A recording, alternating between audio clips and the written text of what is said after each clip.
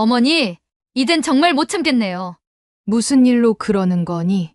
아휴, 정말. 어머니는 이제 뭐만 하면 모른 척 하시기야. 오늘도 제가 애들 간식 신경 쓰지 말라고 했죠? 근데 또 과자를 사주셨다면서요?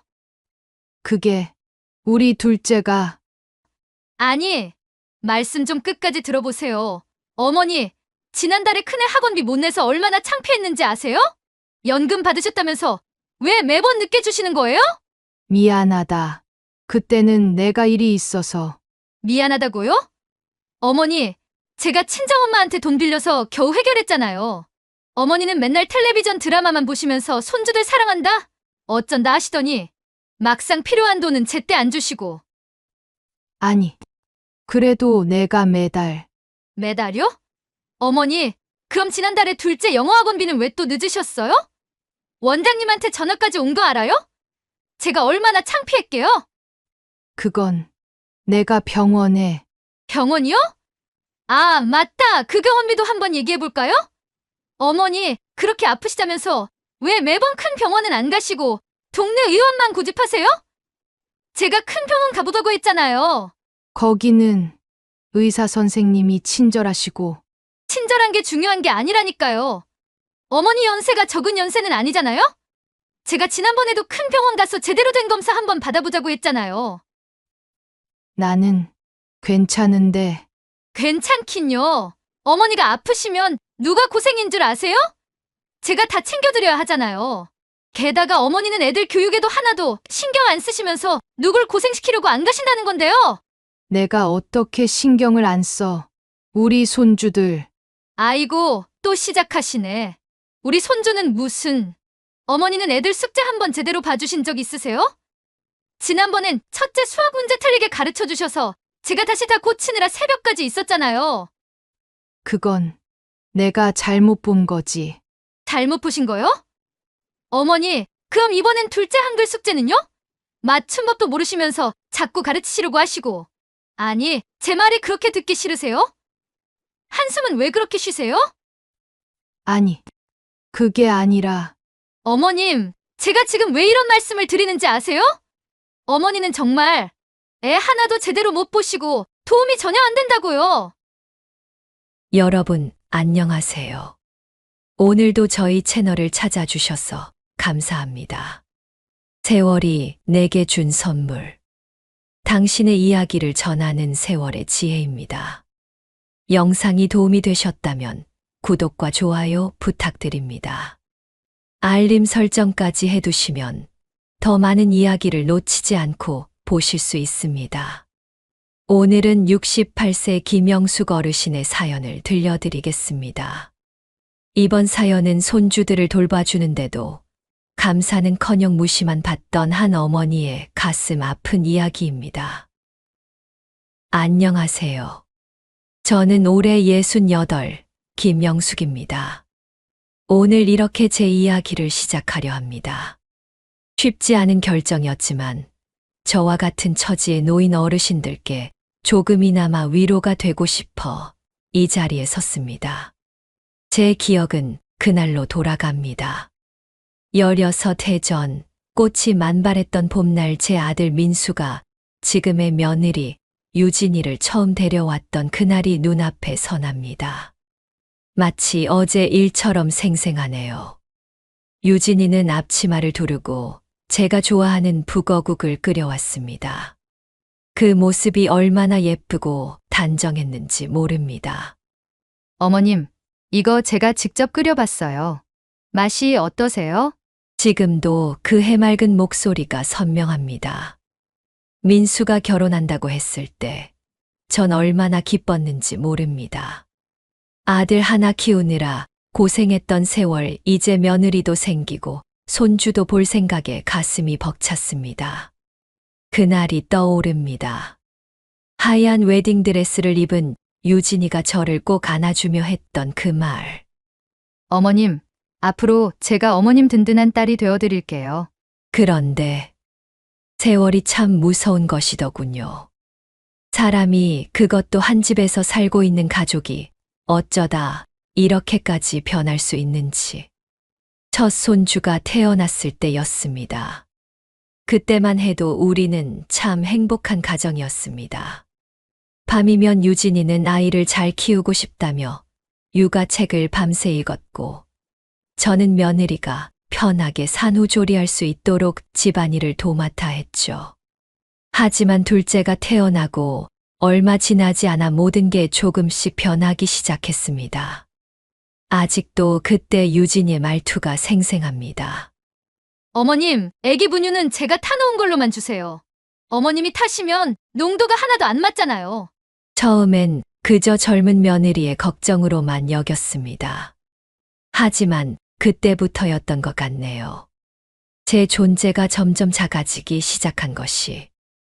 어머님, 애들 간식은 제가 챙길게요. 요즘 애들 알레르기도 많고 해서 아무거나 막 주시면 안 돼요. 명심해 주세요. 알겠다. 내가 알아서 하려무나. 그리고 어머님, 애들 옷도 제가 골라둔 것만 입히면 좋겠어요. 이런 말씀 드리기 좀 그렇지만 어머님이 사오시는 옷들마다 너무 촌스러워요. 그렇게 한 발 한 발 물러서다 보니 어느새 저는 그저 애 봐주는 할머니가 되어 있었습니다. 처음으로 며느리의 본색을 보게 된 건 첫 손주가 돌을 지난 즈음이었습니다. 그날도 여느 때처럼 아침부터 손주를 돌보고 있었죠. 우리 지역이 할머니가 맛있는 거 먹여줄까?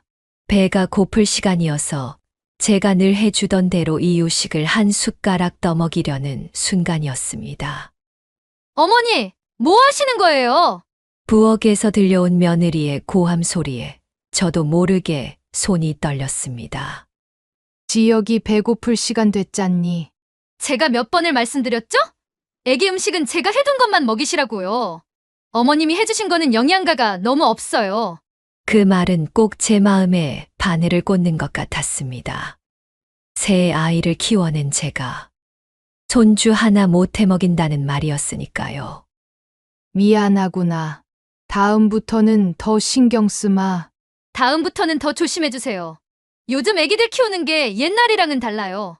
과학적으로 해야지 어머님처럼 감으로 하면 안 된다고요. 그 말을 하는 며느리의 눈빛이 차갑게 느껴졌습니다. 마치 제가 손주를 해칠 것처럼 경계하는 듯한 그 눈빛을 잊을 수가 없습니다. 그때부터였을까요? 며느리는 손주와 관련된 모든 일에 제 의견을 무시하기 시작했습니다. 어머님, 애기 목욕은 제가 시킬게요. 어머님은 수건만 준비해주세요. 어머님, 애기 옷은 제가 입힐게요. 어머님, 애기 이유식은 제가 해둔 거 데워서 주세요.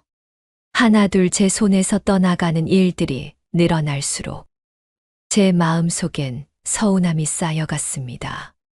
특히 가슴 아팠던 건 며느리가 다른 사람들 앞에서 저를 무시하는 말을 할 때였습니다. 친정어머니가 오셨을 때였죠.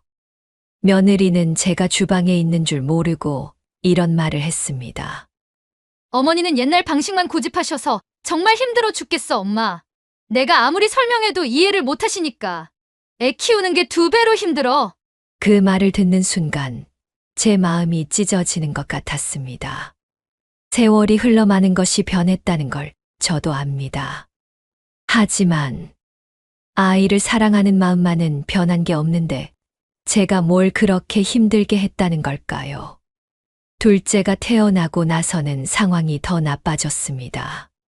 며느리는 큰아이 교육에 제가 끼어드는 것을 극도로 싫어했습니다. 어머님, 큰애 한글 가르치실 때 제가 드린 교대대로만 하세요.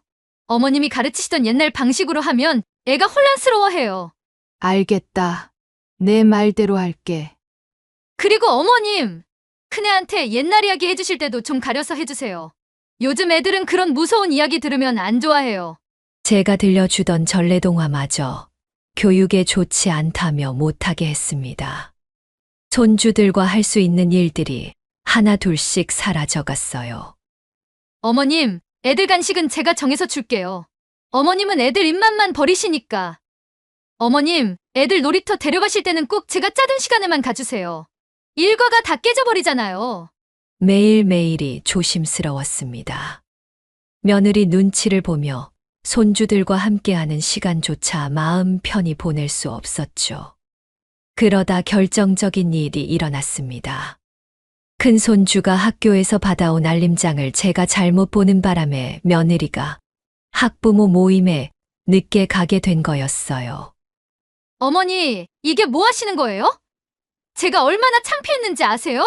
그날 밤 며느리는 달라진 모습으로 돌아왔습니다.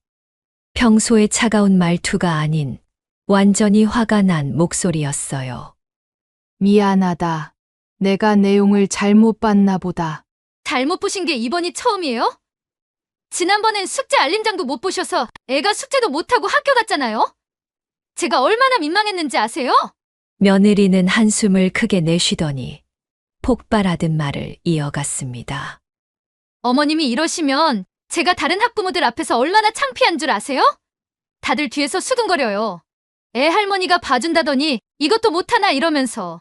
그날 이후로 며느리는 알림장을 아예 제게 보여주지도 않았습니다. 손주들 학교 일에서 완전히 제외된 거죠. 설상가상으로 명절이 다가왔습니다. 그때 일을 생각하면 아직도 가슴이 아픕니다. 명절 음식을 준비하는데 며느리가 친정어머니를 모셔왔어요. 처음엔 사돈이 오신다고 해서 반가웠습니다. 둘이 같이 음식도 하고 이야기도 나누면 좋을 것 같았거든요. 어머님, 저희 어머니가 오셨으니까 음식은 저희가 할게요. 어머님은 좀 쉬세요. 순간 이상한 기분이 들었습니다. 쉬라는 말이 배려가 아닌 제가 거기 없었으면 하는 마음처럼 느껴졌거든요. 아니다. 나도 같이 하면 금방 끝나잖니. 어머님, 제발 좀 쉬세요. 어차피 어머님이 하시면 저희가 다시 해야 하니까. 친정어머님도 옆에서 거들었죠. 맞아요. 사도는 좀 쉬세요. 요즘 젊은 사람들 입맛이 있으니까. 결국 저는 제 방으로 쫓겨나다시피 들어가야 했습니다. 방 안에 누워 있는데 부엌에서 들려오는 이야기가 귀에 들렸어요. 아이고, 힘들지? 우리 때는 시어머님 모시고 사는 게 당연했어도 요즘은 아니잖아. 모시고 사는 것만도 감지덕지다, 얘. 내 말이 그 말이야, 엄마. 내가 얼마나 참고 사는 줄 알아? 우리 딸 고생이 많네. 시어머님이 연금은 제때 잘 주시고, 말도 마. 매번 늦게 주시면서 핑계는 얼마나 많으시다고. 그래서 애들 학원비도 제때 못 낼 때가 한두 번이 아니라니까. 제 방 안에서 저는 이불을 꽉 움켜쥐었습니다. 아들 결혼시킬 때 모아뒀던 돈으로 며느리가 원하는 아파트 계약금을 다 대줬던 일.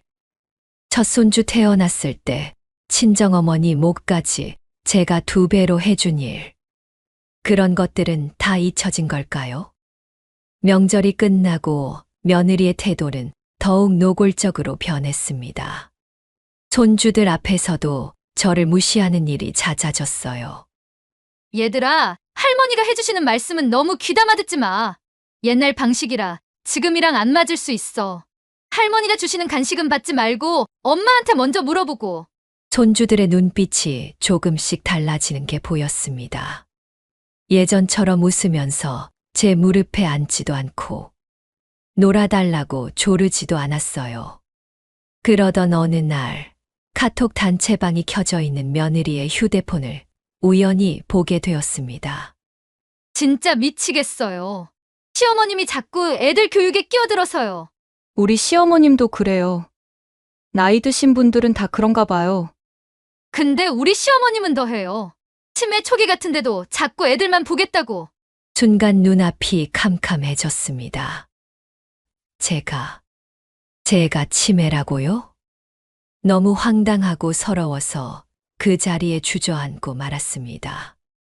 아들과의 관계도 점점 멀어져 갔습니다.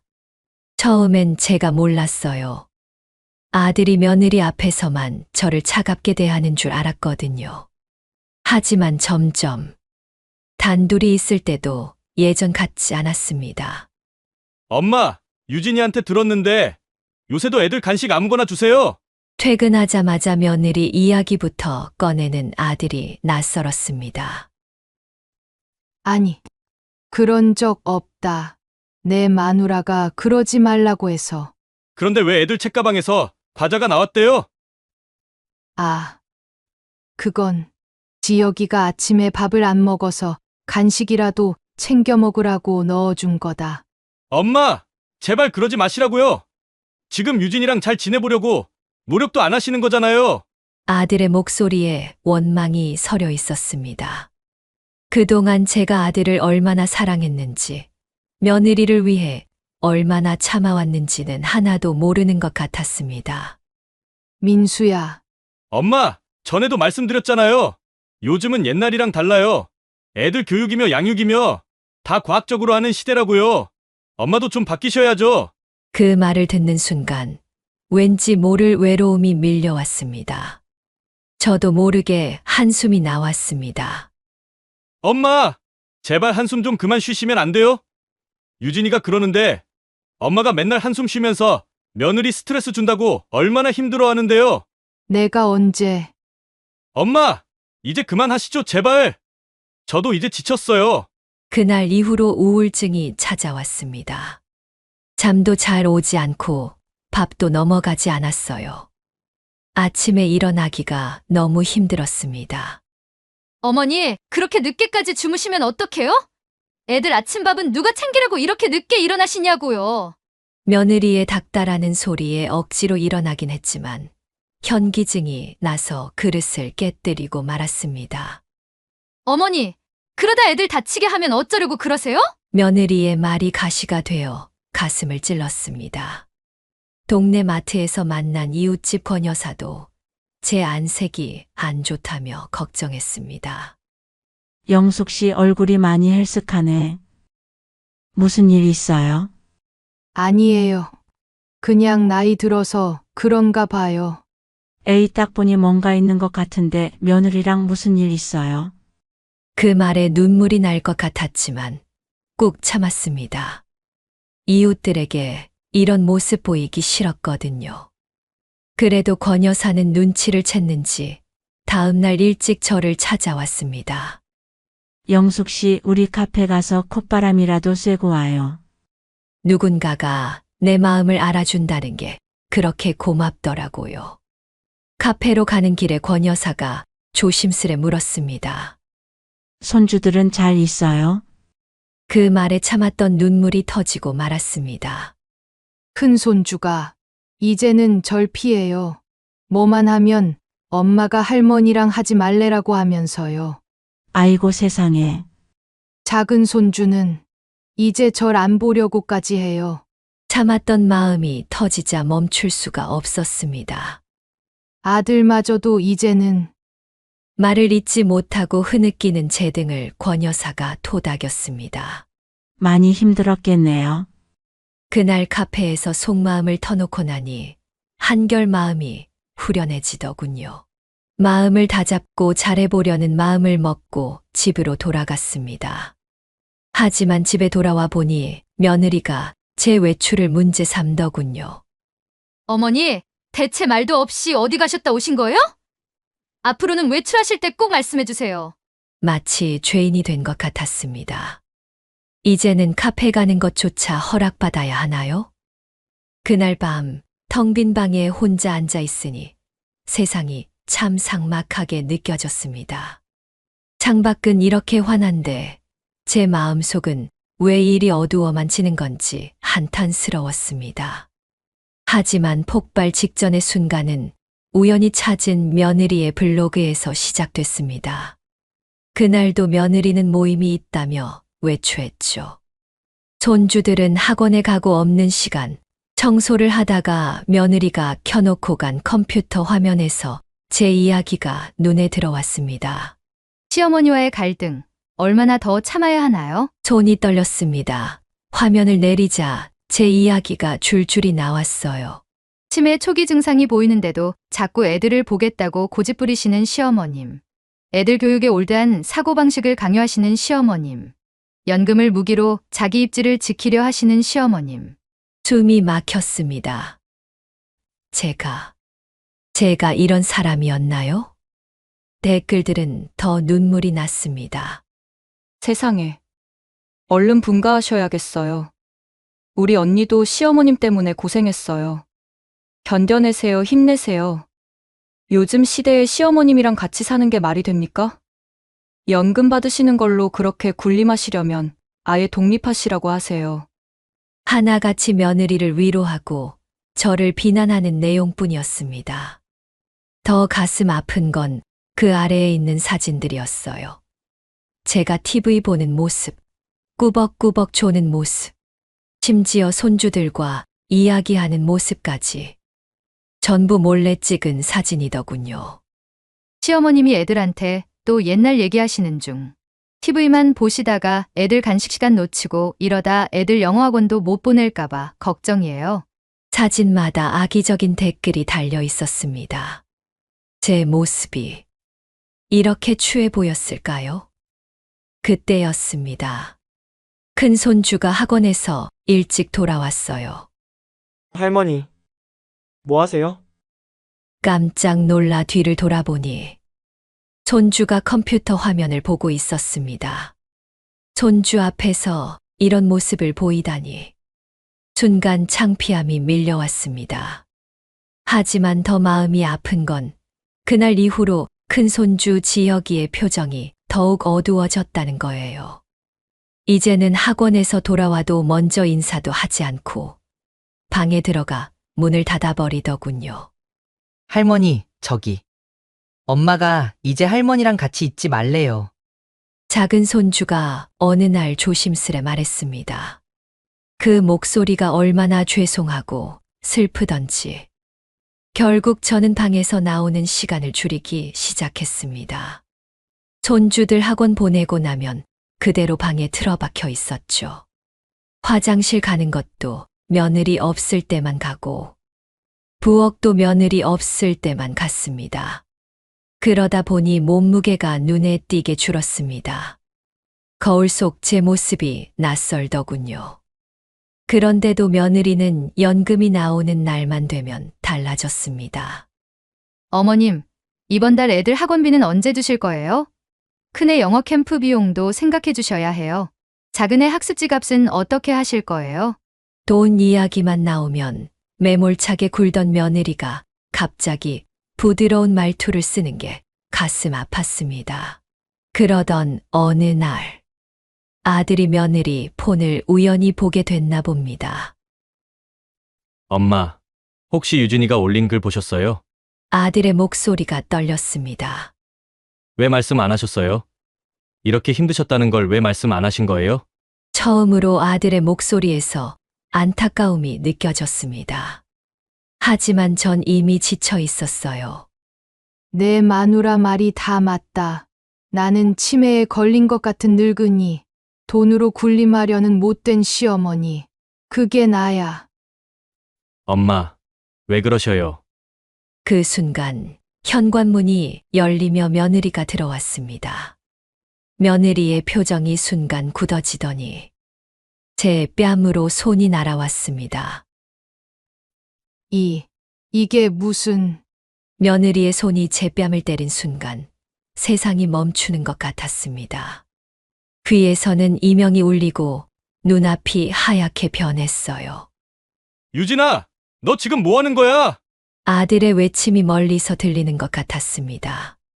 당신도 봤잖아. 어머님이 내 블로그 글 보신 거. 어머니, 이제는 제 사생활까지 감시하시겠다는 거예요? 며느리의 목소리가 히스테릭하게 올라갔습니다. 그래도 어떻게 이런 행동을 해? 엄마한테 손찌검하는 게 말이 돼? 도대체 정신이 있는 거야? 정신? 그래. 내가 정신이 나갔나 보네. 시어머님 눈치 보면서 매달 연금 타령 들으면서 이렇게 사느니 차라리 안 사는 게 낫겠다 정말. 그때였습니다. 학원에서 돌아온 큰 손주가 신발장에 우두커니 서 있었습니다. 엄마, 할머니, 아빠. 저희 모습을 본 큰 손주의 얼굴이 창백해졌습니다. 손에 들고 있던 가방을 떨어뜨리는 소리가 온 집안에 울렸어요. 너 왜 이렇게 일찍 왔어? 며느리의 목소리가 당황스러움으로 가득 찼습니다. 방금 엄마가 할머니 때린 거예요? 큰 손주의 목소리가 떨렸어요. 그 순간 며느리의 얼굴이 하얗게 변했습니다. 아니, 이건 그런 게 아니라 엄마가 할머니 때렸잖아요. 큰 손주의 눈에서 눈물이 흘렀습니다. 저는 얼른 손주에게 달려가 안아주려 했지만 오지 마세요. 할머니도, 엄마도. 다들 오지 마시라고요. 손주는 그대로 밖으로 뛰쳐나가 버렸습니다.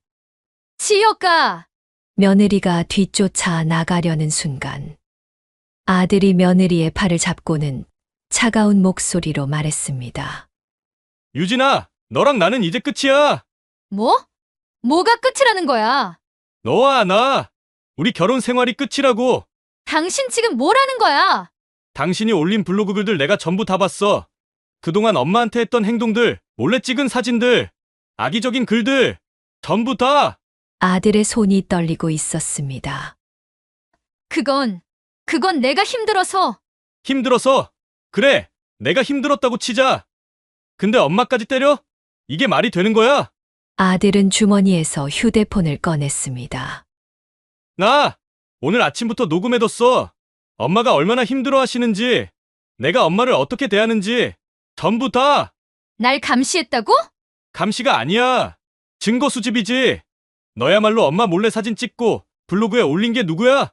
아들의 눈빛이 매서워졌습니다. 이혼하자. 당장. 애들 양육권도 내가 가져갈 거야. 방금 일로 내가 애들 정서에 얼마나 해로운 영향을 미치는지 법원에 증명할 수 있으니까. 그제서야 며느리의 얼굴이 겁에 질리더군요. 이러지 마. 제발, 내가 잘못했어. 어머님, 제가 잘못했어요. 하지만 저와 아들은 이미 마음을 굳혔습니다. 그리고는 천천히, 아주 천천히 입을 열었습니다. 유진아, 이제 와서 그 말이 무슨 소용이니? 그날 이후 저는 모든 걸 정리하기로 했습니다. 권 여사가 알려준 노인종합복지관을 찾아갔어요. 거기서 만난 상담 선생님께 그동안의 일들을 털어놓았습니다. 많이 힘드셨겠어요. 오랜만에 들어보는 따뜻한 말에 눈물이 왈칵 쏟아졌습니다. 선생님, 제가 잘못한 걸까요? 손주들 챙겨주려고 한 게, 그게 그렇게 잘못된 거였나요? 절대 아니죠. 사랑하는 마음으로 하신 일인데, 어떻게 그게 잘못일 수 있겠어요? 그제야 제 마음속 응어리가 조금씩 풀리는 것 같았습니다. 근데 선생님, 이제 전 어떻게 해야 할까요? 어머님께서는 독립적인 삶을 준비하셔야 할 것 같아요. 연금도 받으시고 아직 건강하시잖아요. 새로운 시작을 하시는 건 어떠세요? 그 말을 듣는 순간 가슴 한켠이 따뜻해졌습니다. 그동안은 생각지도 못했던 나만의 삶. 이제야 그 가능성이 보이기 시작했어요. 복지관에서 소개해준 실버 택배 일도 시작했습니다. 처음에는 겁이 났지만 막상 시작하니 할만하더군요. 오히려 매일 걷고 움직이니 건강해지는 것 같았습니다. 영숙 씨 오늘도 일찍 나오셨네요. 복지관 앞에서 만난 박 여사가 반갑게 인사를 건넸습니다. 네, 이제 적응이 됐나 봐요. 아침 일찍 일어나는 게 힘들지 않네요. 영숙 씨 요새 얼굴이 엄청 좋아지셨어요. 젊어 보이시기까지 해요. 실제로 거울을 보면 제 얼굴이 달라진 게 느껴졌습니다. 눈빛도 맑아지고 피부도 좋아진 것 같았어요. 아들도 변화가 시작됐습니다. 작은 원룸을 얻어 독립하겠다는 제 말에 처음엔 반대했지만 저를 응원해 주었습니다. 엄마, 정말 혼자 사실 수 있으시겠어요? 그럼 내가 얼마나 독하다고. 이제 내 인생도 좀 살아봐야지. 엄마, 죄송해요. 그동안 제가 엄마 마음도 모르고. 아니다. 너는 내 할 일 했을 뿐이야. 이제는 내가 내 삶을 찾아갈 차례라서 그래. 실버 택배 일을 시작하고 얼마 안 됐을 때였습니다. 배달을 가던 중 우연히 손주들을 만났어요. 할머니! 달려와 안기는 손주들의 품이 따뜻했습니다. 할머니 요새 어디 사세요? 할머니는 왜 우리 집에 안 계세요? 그때 마침 아들이 손주들을 데리러 왔더군요. 얘들아, 할머니가 지금은 따로 사시는 거야. 할머니도 이제 새로운 생활을 시작하시는 거지. 아들이 손주들에게 설명해 주는 모습이 대견했습니다. 그럼 우리가 할머니 집에 놀러 가도 돼요? 그래, 주말에 가자. 엄마도 괜찮으시죠? 눈시울이 붉어졌습니다. 떨어져 있어도 이렇게 만날 수 있다는 게 오히려 더 좋은 것 같았어요. 복지관에서는 매주 목요일마다 마음 나누기 모임이 있었습니다. 저와 비슷한 처지의 어르신들이 모여 서로의 이야기를 나누는 시간이었죠. 저는 말이에요. 처음에는 너무 서러워서 매일 울기만 했어요. 근데 이제는 달라요. 내 삶이 있다는 게 이렇게 행복할 줄이야. 김순자 여사의 말씀에 다들 고개를 끄덕였습니다. 맞아요. 저도 그래요.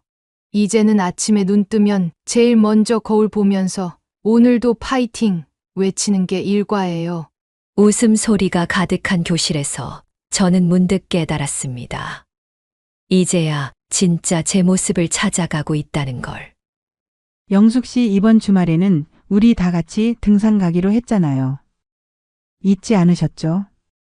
박 여사의 말에 밝게 웃으며 대답했습니다. 네, 당연하죠. 제가 요새 실버 택배하면서 다리가 엄청 튼튼해졌다고요.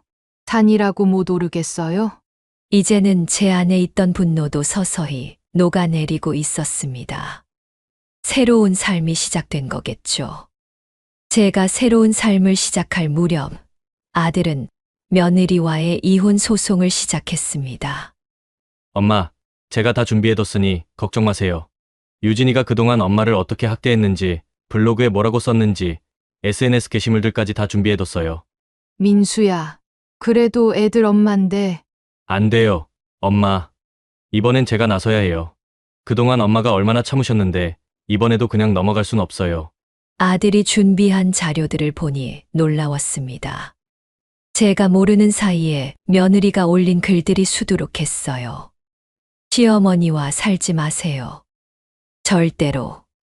시어머니 모시고 사는 게 제 인생 최대의 실수였네요. 연금으로 자식들 학원비 주면서 군림하시는 시어머님. 거기에는 지난번에도 보았던 제 일거수일투족을 찍은 사진들도 있었습니다. 이건 명백한 불법 촬영이에요. 엄마, 게다가 이런 사진을 무단으로 SNS에 올린 것도 처벌 대상이고요. 아들은 이미 전문적인 법률 상담도 받아뒀더군요. 그리고 어머니 뺨을 때린 날, 제가 녹음해둔 것도 있어요. 아이고, 녹음했다는 말이 진짜였어? 네, 그날 아침부터 전부 녹음했어요. 어머니를 의심하고 괴롭히는 말들, 폭력을 휘두르는 순간까지 전부 다요. 법원의 증거로 제출된 자료들은 판사님을 깜짝 놀라게 했다고 합니다. 피고 정유진 씨, 이런 행위들이 가정폭력에 해당한다는 걸 아십니까? 게다가 미성년자인 자녀들 앞에서 할머니에게 폭력을 행사한 것은 아동학대의 소지도 있습니다. 며느리는 법정에서 한없이 작아졌다고 합니다. 결국 이혼이 성립됐고 양육권은 아들이 가져가게 됐습니다. 위자료도 꽤 큰 금액이 책정됐다고 해요. 당신, 이제 알았지? 엄마를 괴롭힌 대가가 얼마나 큰지. 아들이 마지막으로 며느리에게 한 말이라고 합니다. 당신이 그토록 아끼던 재산, 이제 전부 양육비로 보내야 할 거야. 그동안 엄마 연금으로 애들 학원비 받아가면서 뒤에서는 험담한 대가 제대로 치러. 며느리는 무릎을 꿇고 빌었다고 합니다. 제발 이러지 마. 내가 잘못했어. 어머님께도 무릎 꿇고 빌게. 하지만 아들은 단호했습니다. 이제 와서 빈다고 해결될 일이 아니야. 엄마가 겪으신 고통, 우리 애들이 받은 상처. 이런 건 돈으로도 갚을 수도 없는 일이야. 재판이 끝난 후 아들이 저를 찾아왔습니다. 엄마, 재판 잘 끝내고 왔어요. 엄마가 억울함이 조금이라도 풀리셔야 하는데. 아니야. 난 괜찮아. 그렇게까지 할 필요는 없었는데. 아니에요. 엄마. 제가 더 일찍 알았어야 했는데, 더 일찍 엄마 편이 되어드렸어야 했는데, 죄송해요. 아들의 눈에 눈물이 고였습니다. 이제부터라도 제가 진짜 효도하는 아들이 될게요. 너는 이미 충분히 잘하고 있어. 엄마, 이제 행복해. 이제 저는 매일 아침 일찍 일어나 실버 택배 일을 나갑니다. 작지만 깔끔한 원룸에서 혼자 살고 있고요. 처음엔 걱정도 많았지만 지금은 이런 생활이 더 행복합니다. 주말이면 아들과 손주들이 찾아옵니다. 이제는 같이 살지 않아서 그런지 오히려 더 반갑고 정이 깊어지는 것 같습니다. 할머니, 다음 주말에도 찾아와도 돼요? 큰 손주의 목소리에서 더 이상 어두움은 찾아볼 수 없습니다. 오히려 전보다 더 밝아진 것 같았습니다. 당연하지. 할머니가 맛있는 거 해줄게. 할머니가 해주시는 음식이 제일 맛있어요. 작은 손주도 이제는 제 무릎에 앉아 옛날 이야기를 조르곤 합니다. 아들도 많이 달라졌어요. 이제는 매일 아침 저녁으로 전화가 옵니다. 엄마, 오늘도 일하러 가세요? 너무 무리하지 마세요. 식사 잘 챙기시고요. 가끔은 귀찮기도 하지만 그래도 이런 관심이 참 좋습니다. 복지관에서 만난 친구들과는 일주일에 한 번씩 등산을 다닙니다. 산 정상에 올라 흰머리 휘날리며 사진 찍는 재미가 쏠쏠하죠. 얼마 전에는 복지관에서 시니어 모델 수업도 시작했습니다. 처음에는 쑥스러웠지만 이제는 제법 자신감도 생겼습니다. 정말 예쁘다고 젊어 보인다는 칭찬을 들을 때마다 자신감도 생기고 가슴이 따뜻해집니다. 그리고 우연히 며느리와도 다시 만났습니다. 며느리는 많이 달라져 있었습니다. 어머님, 정말 죄송합니다. 진심으로 사과하는 며느리를 보며 문득 깨달았습니다. 미움도 증오도 이제는 제 마음에 없다는 걸 말입니다. 유진아, 너도 이제 새로운 삶을 살아보렴. 그 말을 하고 나니 제 마음도 한결 가벼워졌습니다. 이제 저는 압니다. 진정한 행복은 내 삶의 주인이 되는 것이라는 걸. 자식이나 며느리에게 기대어 사는 것보다 당당히 서서 걸어가는 제 모습이 더 아름답다는 것을요. 지금 이 사연을 보고 계신 어르신들 중에서도 저처럼 마음 고생하시는 분들이 계실 겁니다. 혹시 지금 이 순간에도 며느리 눈치 보느라, 손주들 뒷바라지 하느라 힘드신가요? 한숨 쉬지 마세요. 우리는 아직 늙지 않았습니다. 제가 그랬듯 여러분도 새로운 삶을 시작하실 수 있어요. 복지관도 있고, 일자리도 있고, 무엇보다 우리에겐 아직 꿈이 있지 않습니까? 그 꿈을 향해 한 걸음씩 나아가다 보면 어느새 행복이 찾아올 거예요. 이제 저는 더 이상 누군가의 시어머니가 아닌 김영숙으로 살아갑니다. 여러분도 당신만의 이름으로 당신만의 인생을 새롭게 시작하셨으면 좋겠습니다. 오늘도 세월의 지혜를 시청해 주신 여러분, 진심으로 감사드립니다.